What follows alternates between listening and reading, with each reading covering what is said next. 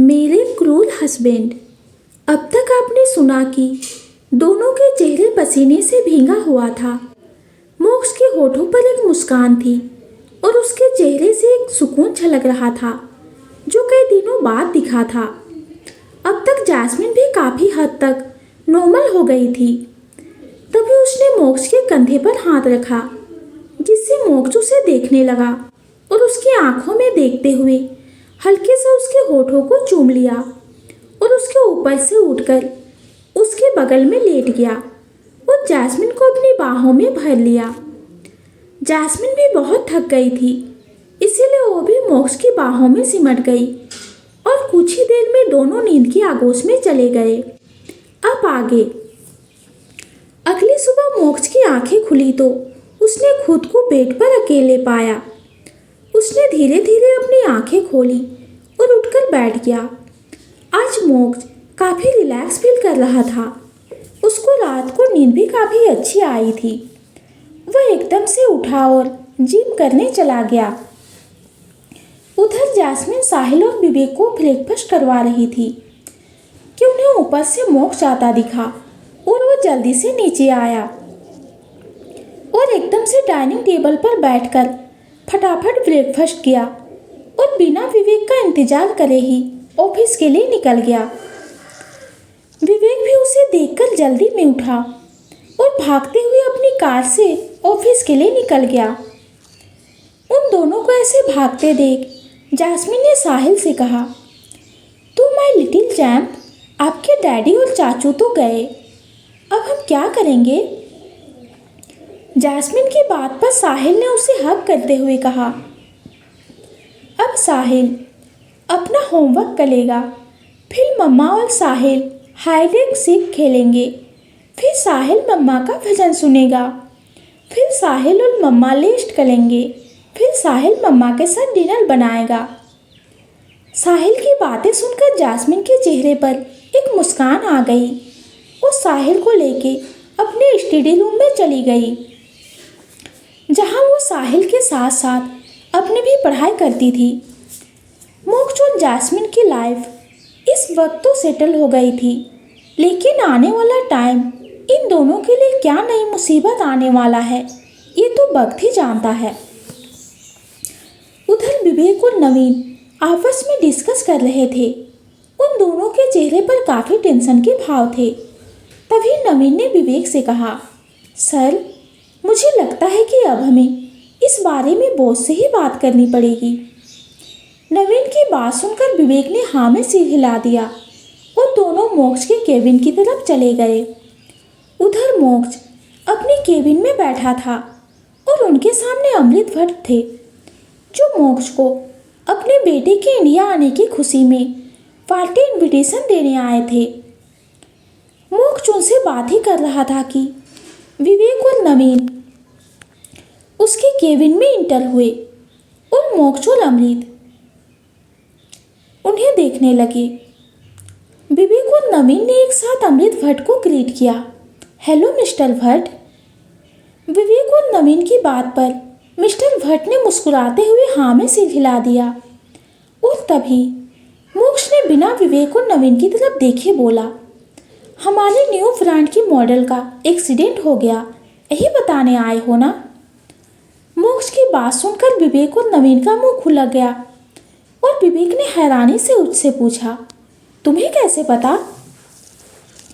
विवेक की बात पर मोक्ष के फेस पर एक डेविल स्माइल आ गई, जैसे कि वो कह रहा हो कि तुम्हारे बताने से ही मुझे पता चलेगा क्या। तभी विवेक ने फिर से कहा, "तो मोक्ष अब क्या करना है?" विवेक की बात पर मोक्ष ने मिस्टर भट्ट को देखते हुए कहा, "तो मिस्टर भट्ट, हमारे न्यू ब्रांड के लिए एक न्यू फेस चाहिए।" मोक्ष की बात पर मिस्टर भट्ट सोच में पड़ गए और थोड़े टेंस वॉइस में बोले, "मिस्टर सिंघानिया, मुझे आपको कोई न्यू फेस देने में कोई प्रॉब्लम नहीं है, पर अभी मेरी कंपनी की 10 मॉडल्स के साथ हमारा कॉन्ट्रैक्ट पूरा हुआ है, जिससे कंपनी में न्यू मॉडल्स की जॉइनिंग चल रही है। मॉडल्स की शॉर्टेज इतनी है कि मेरे ब्रांड्स के लिए न्यू फेसेस की कमी है। मिस्टर भट्ट की बात पर मोक्ष सोच में पड़ गया और विवेक और नवीन के चेहरे पर भी टेंशन के भाव आ गए थे। तभी मिस्टर भट्ट कुछ सोचते हुए बोले, मिस्टर सिंघानिया, आप बुरा ना मानो तो एक बात कहूँ।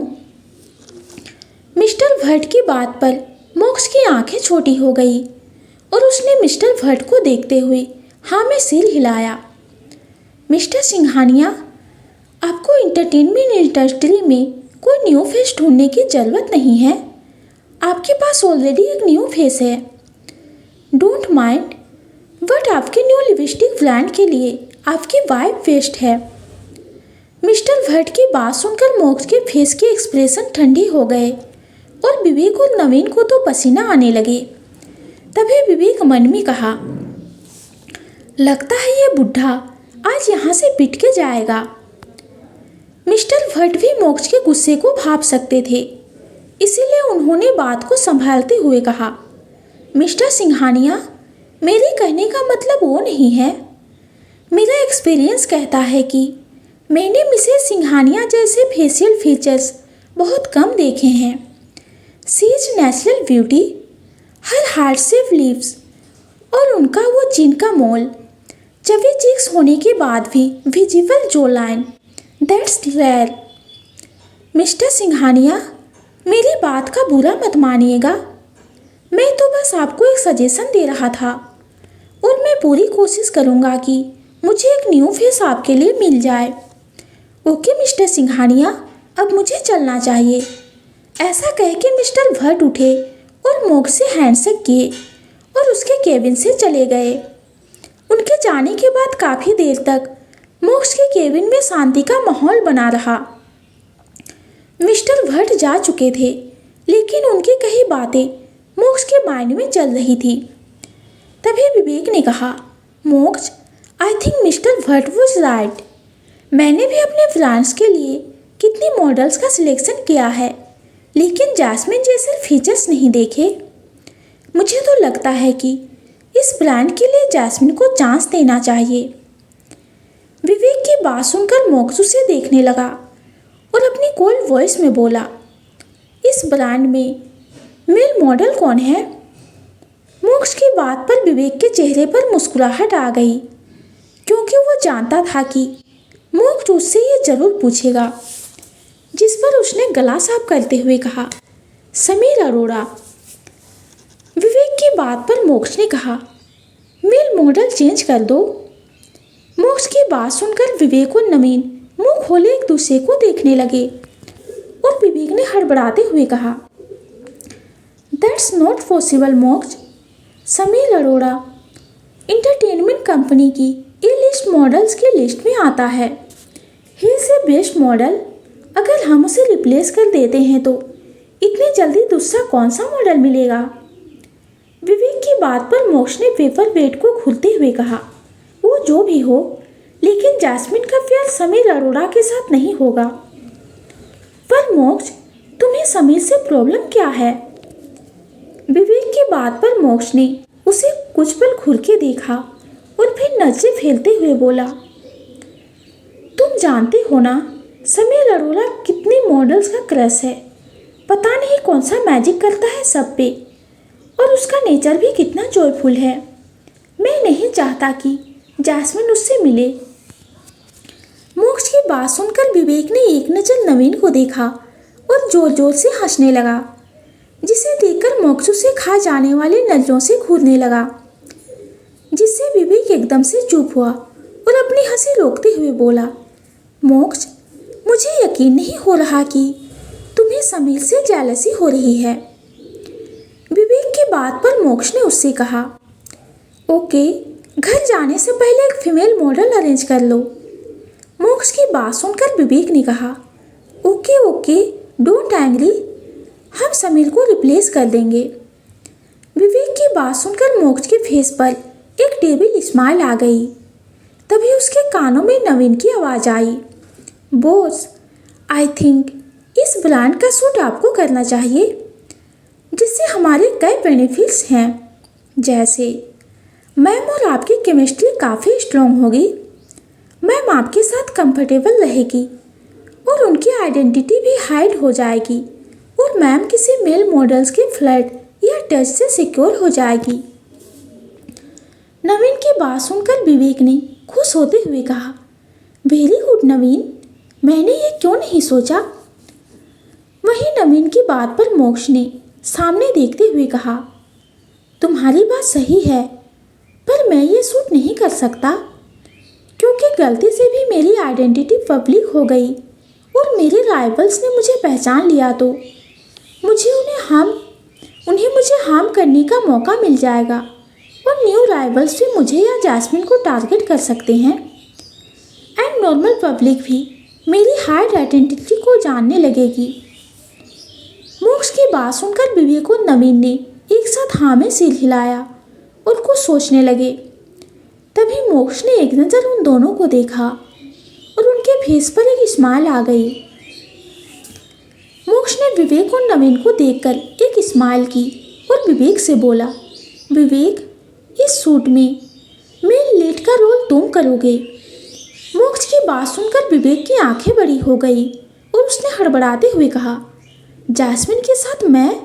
नो मोक्ष, मेरी और जैस्मिन की केमिस्ट्री नहीं बन पाएगी। मैं उसे बहन मानता हूँ, मैं उसके साथ ये शूट नहीं कर पाऊंगा। विवेक की बात सुनकर मोक्ष कुछ सोचने लगा और फिर उसकी नज़र नवीन पर गई जो कुछ पेपर पढ़ने में बिजी था।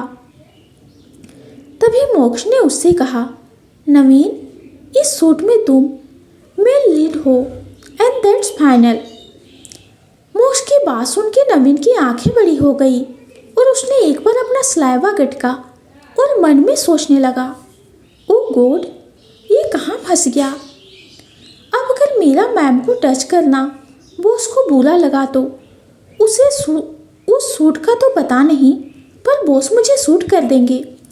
चल नवीन, तैयार हो जा सूली पर चढ़ने के लिए।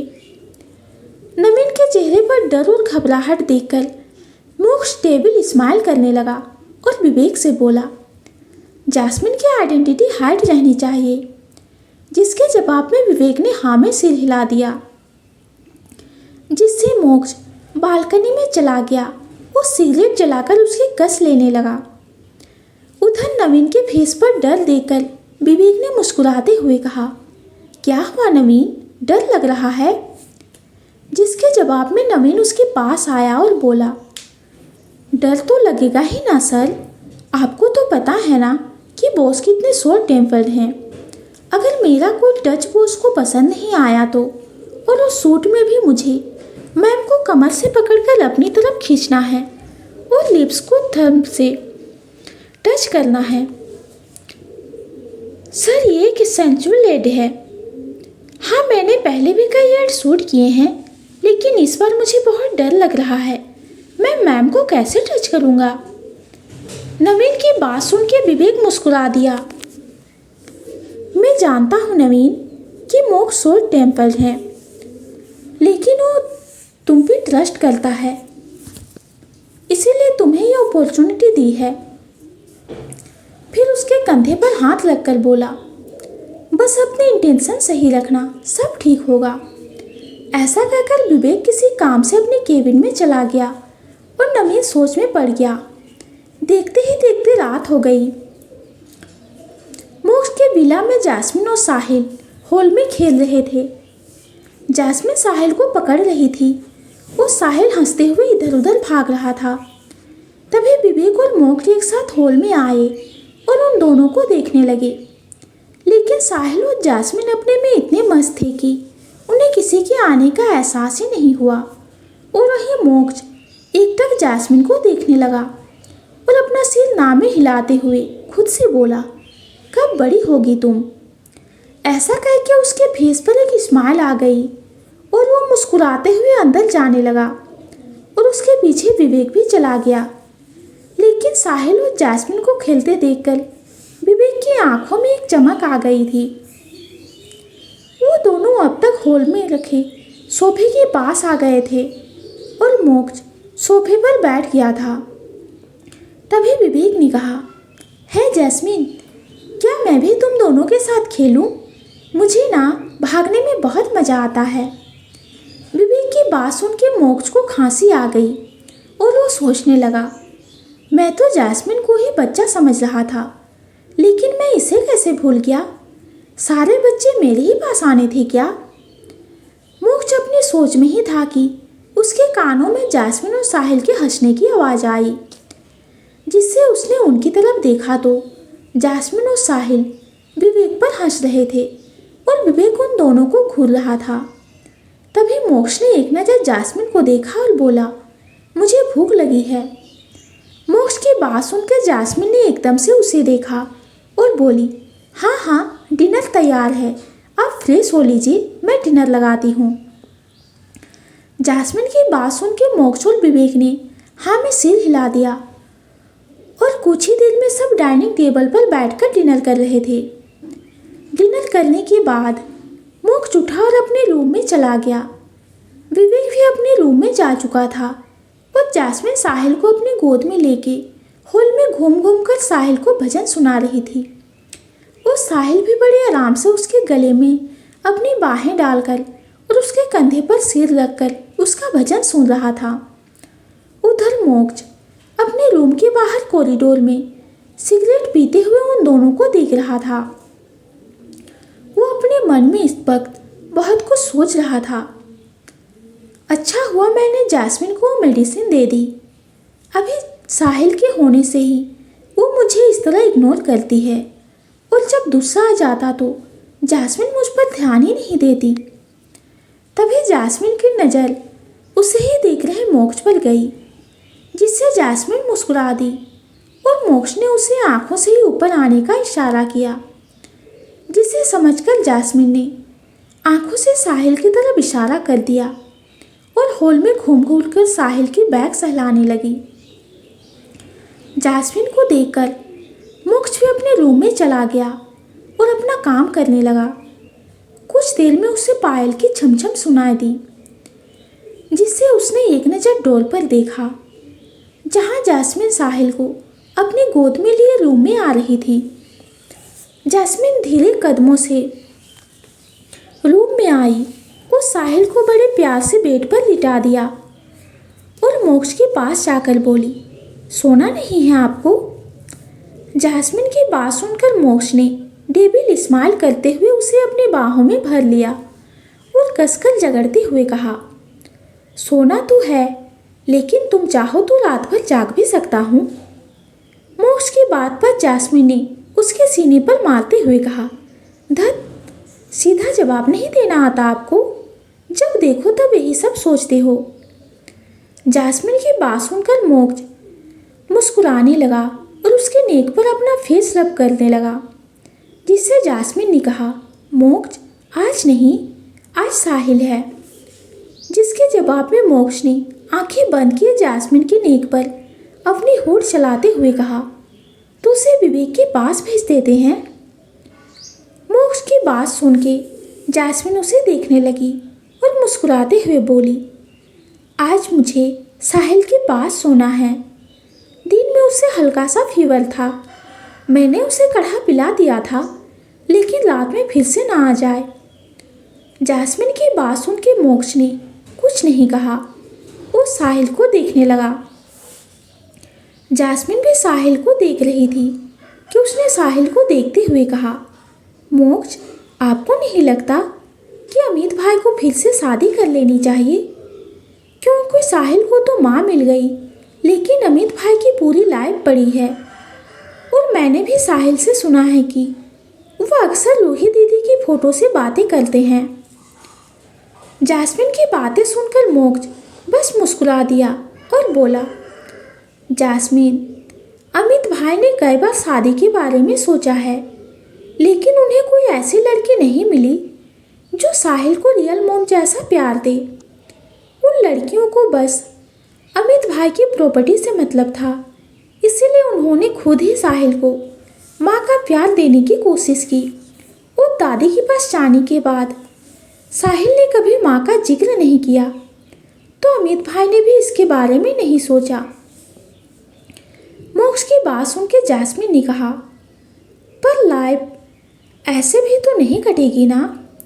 क्यों ना हम अमित भाई की शादी करा दें? जास्मिन की बात पर मोक्ष ने कहा, ओके, इस टॉपिक पर हम बाद में बात करेंगे। अभी तो तुम मुझे ये बताओ कि तुमने अपने फ्यूचर के लिए क्या सोचा है। मोक्ष की बात सुनकर जास्मिन ने कहा, सबसे पहले मैं अपना बीबीए कंप्लीट करूँगी, फिर खुद का सेटअप करूँगी, because I want to be a business girl. Jasmine की बात पर मोक्ष मुस्कुरा दिया और उसके बालों पर किस करके बोला, आज ऑफिस में मिस्टर भट्ट आए थे। उन्होंने तुम्हारे फेशियल फीचर की बहुत तारीफ की। मोक्ष की बात सुनकर जास्मिन के गाल लाल हो गए और उसने पलकें झपका दी, पलकें झुका ली। जास्मिन, मेरे एक न्यू ब्रांड का एड सूट होना है, लेकिन फीमेल मॉडल का एक्सीडेंट हो गया है, तो मैंने सोचा है कि तुम ये एड सूट करो, ये तुम्हारे लिए एक अपॉर्चुनिटी होगी। मोक्ष की बात सुनकर जास्मिन ने आंखें बड़ी करके कहा, मैं?